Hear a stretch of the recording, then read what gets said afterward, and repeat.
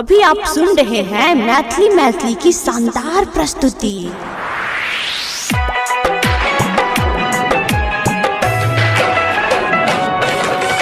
DJ Guddu राज मधुबनी माँ Gayatri recording studio. जो के सनम अब नहीं छै गम,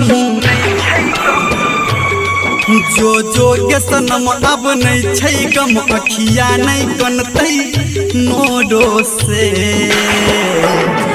तू ससुरा जब ही बोलो से,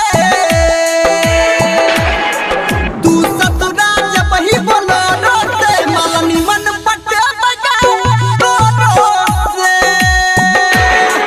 तू ससुरा जब ही बोलो से, मालनी मन पटे बगा तोरो से। जो के सनम अब नहीं छै गम गे। डीजे गुड्डू मधुबनी डीजे गुड्डू मधुबनी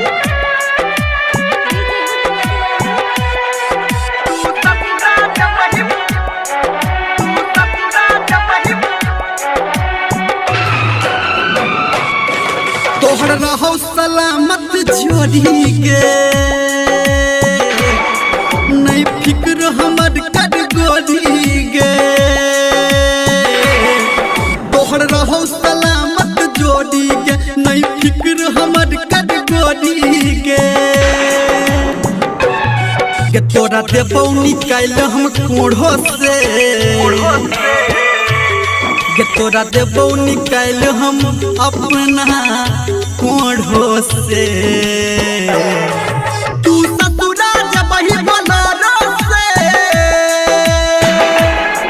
तू ससुरा जब ही बोलो से, मालनी मन पटे बगे तोरो से। तू ससुरा जब ही बोलो से, मालनी मन पटे बगे तोरो से। बुझला गे? डीजे गुड्डू मधुबनी डीजे गुड्डू मधुबनी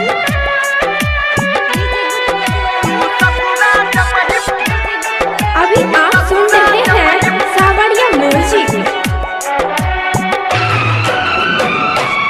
कि जब तोहरा नजर में प्यार न छो, जब तोहरा जीवन में यार न छो, जब तोहरा नजर में प्यार न छो, गे तोहरा जीवन में यार न छो। दिल धर्मेंद्र के जुड़तै आब, दिल धर्मेंद्र के जुड़तै दोसर जोरो से। तू ससुरा जब ही बोलो से, तू ससुरा जब ही बोलो से, मालनी मन पटे बगे तोरो से। तू ससुरा जब ही बोलो से, मालनी मन पटे बगे तोरो से। जो के सनम अब नहीं छै गम, अखिया नहीं कनतै नोरो से।